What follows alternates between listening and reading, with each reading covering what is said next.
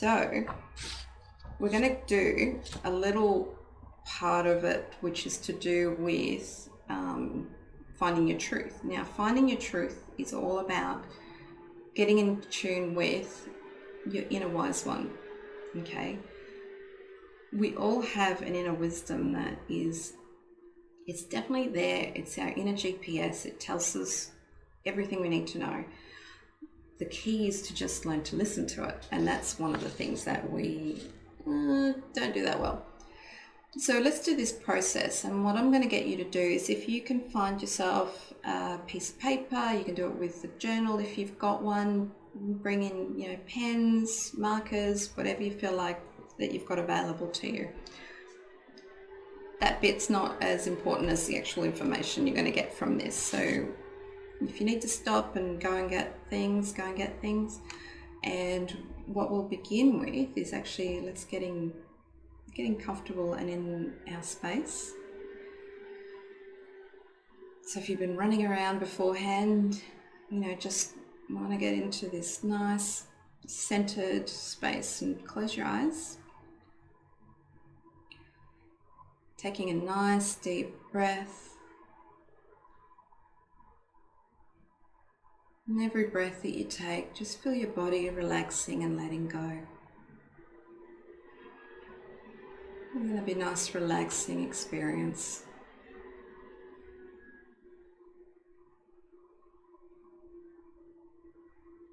And while you keep breathing, being present and in the moment, feel your feet very strongly on the ground.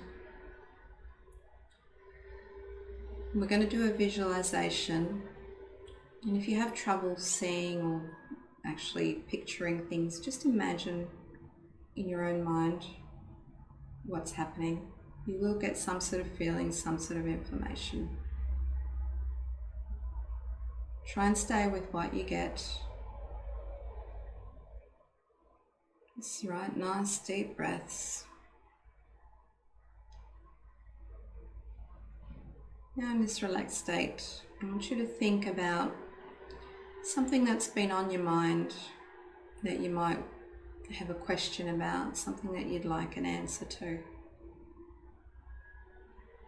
Just one thing. When you got that, just keep it in your mind. I'm going to be in wonder about what an answer to that could be. So we don't want to just go, oh, I know the answer to that. We want to be in wonder about it.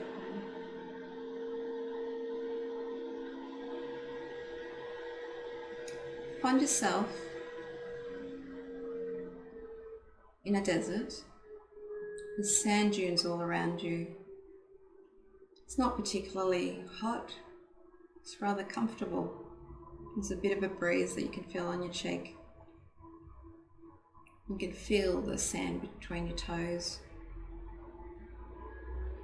Unless you look up into the distance, there's a very blue, bright sky.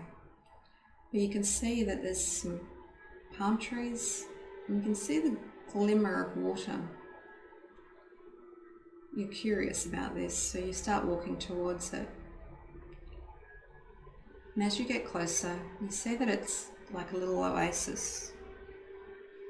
There's some grass along with the palm trees, a little lake, and there's a Bedouin looking tent to one side, all ornate, full of brocade, wondrous colours. And as you get closer and you walk onto the grass, you feel the cooling of them on your feet. And you get closer towards the tent and you feel like you need to go in there and see who's in there. You walk closer and you lift the flap and walk in.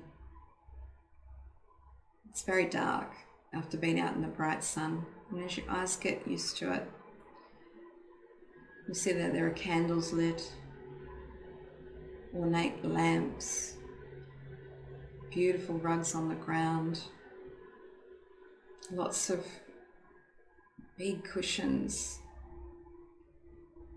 and you see a woman sitting on the cushions, and she beckons to you to come sit with her.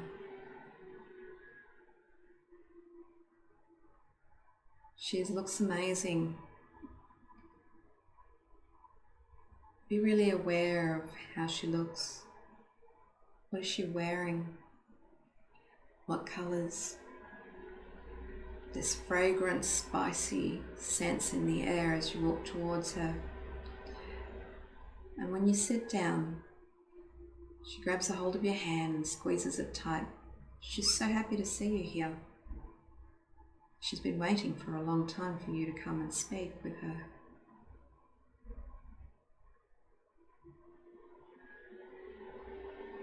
You ask her your question and listen for what she has to say.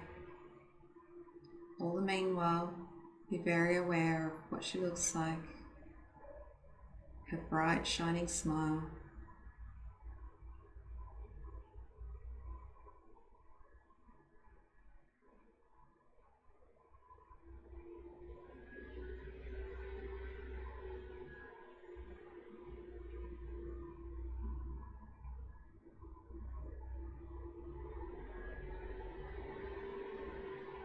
Although she doesn't think we've got long, she's given you enough information to come back with your question. She also wants you to have a gift, something to remember and to come back to speak to her about. You take the gift in your hands and hold it up to your heart. It's a very special thing. She tells you what it's about and why you need it right now.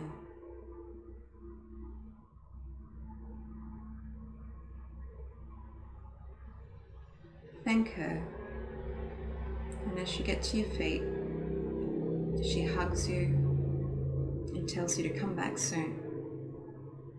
She's got a lot more to tell you. And you walk away over to the flap of the tent and walk out into the bright sunshine. And take a deep breath and start walking. And slowly you can start finding yourself back in the room where you can wiggle your fingers and your toes. Slowly stretch up and open your eyes when you're ready. How's that? So now that you've got all this information, however it's come out for you, what I'd like for you to do is to write up whatever you got, the information. What did she give you? What did she tell you about your answer to your question? What did you see? What did she look like? You know, what was she wearing? What colors did you see? What did you smell? So go through all of those, and then I'll come back and we'll do the process on our paper.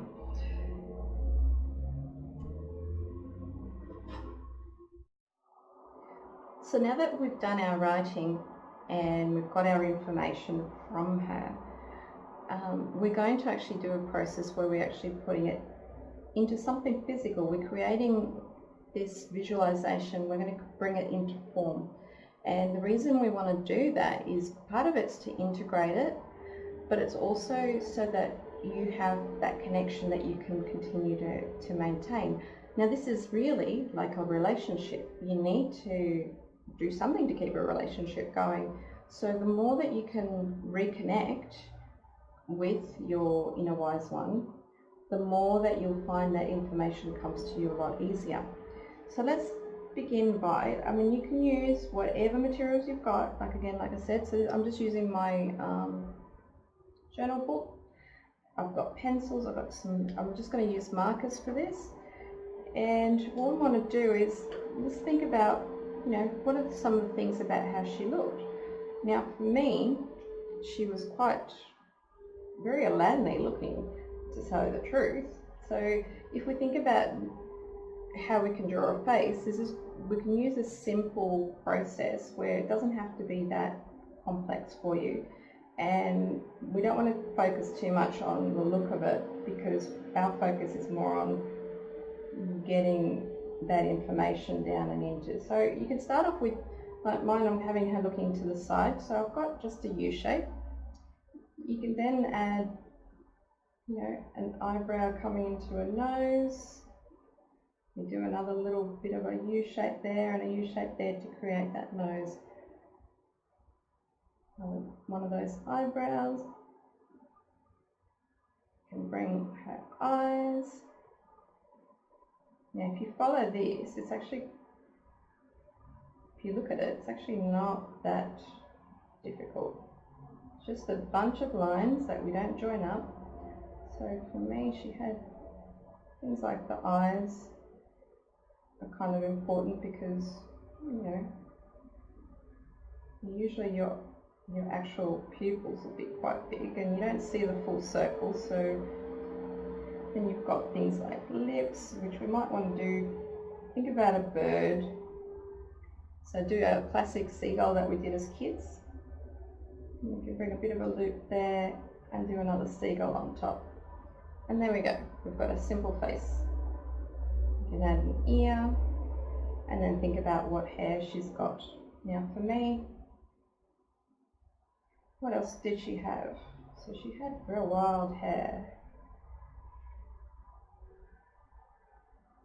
So you can always have your hair however you see it and bring that into your own. But for me, she had this kind of a very dark skin she was. And what we're going to do is think about too, what was the object that what was her gift? Now for me, she gave me a starfish, which was really random.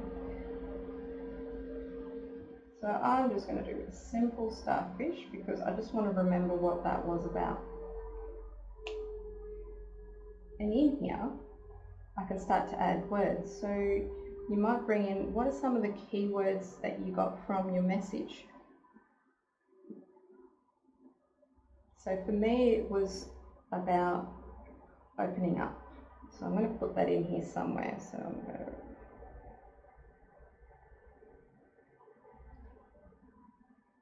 Now, if you're not inclined towards writing or doing this kind of drawing, you can always do a collage and find the object that you got given, and you can add to it as you like.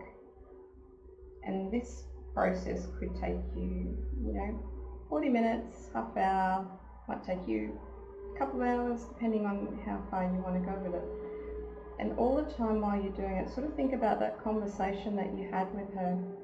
And if you come up with more, I guess, information as you think about it, put it in your book. So, there was something about miracles that I had, and I might add, the other thing was too that I found she had lots of flowers in her tent. So I might add some of those.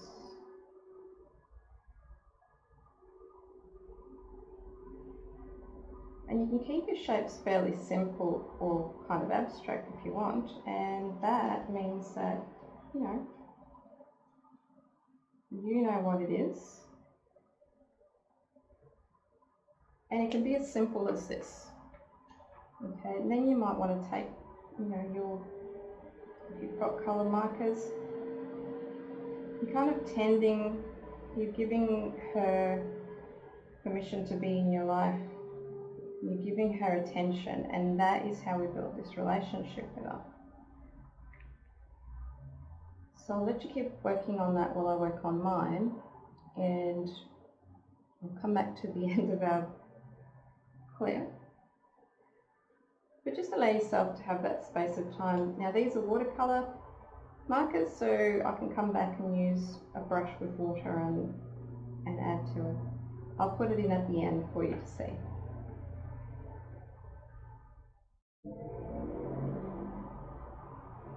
So how did you go with that process? Did it resonate? Did it feel some inkling of truth there that you hadn't thought about? And how did it answer your question? It'd be really interesting to hear back from people to see how they went with it. Now you have that information, you've also got a choice. Because if you think about the question that you asked, and if you were given an answer, you might find that you go, yep, that's the answer, I believe it, I'm there. But then again, you might have your critic come up and say, well, you can't do that, that's not right, I'm still scared. So now you need to make a choice. Are you going to follow that information that was given to you? Even though sometimes we feel like I'm just making it up in my own head, but it's your information and it is coming through. So this relationship that you built with your inner wise one is all about learning to trust, learning to hear, and learning to integrate that as being really part of you. So you're not necessarily just making things up in your own head, because you could say that about your inner critic and some of the fears that come up for you. Think about how rational some of the fears that we have are, and you go, well, actually, we're not that rational, are we?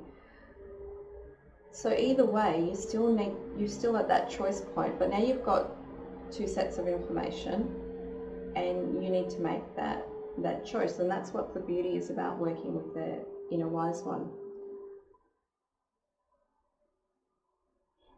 I would like to think that this is something that anybody can access, and it's just a matter of practicing and getting in closer. That's why when we do this as a full workshop, we actually do a full big painting of her, and that's all this time to integrate and to actually keep building that connection, because you need to do it more than once. If you followed this and say you did this little meditation visualization every few days or whenever something came up and you started to actually listen, what you'll find is that eventually it actually starts to come through without you needing to go into that space. It just becomes a part of you and who you really are. And in a way, the inner wise one is you. It is all knowing what's best for you, kind of a being that's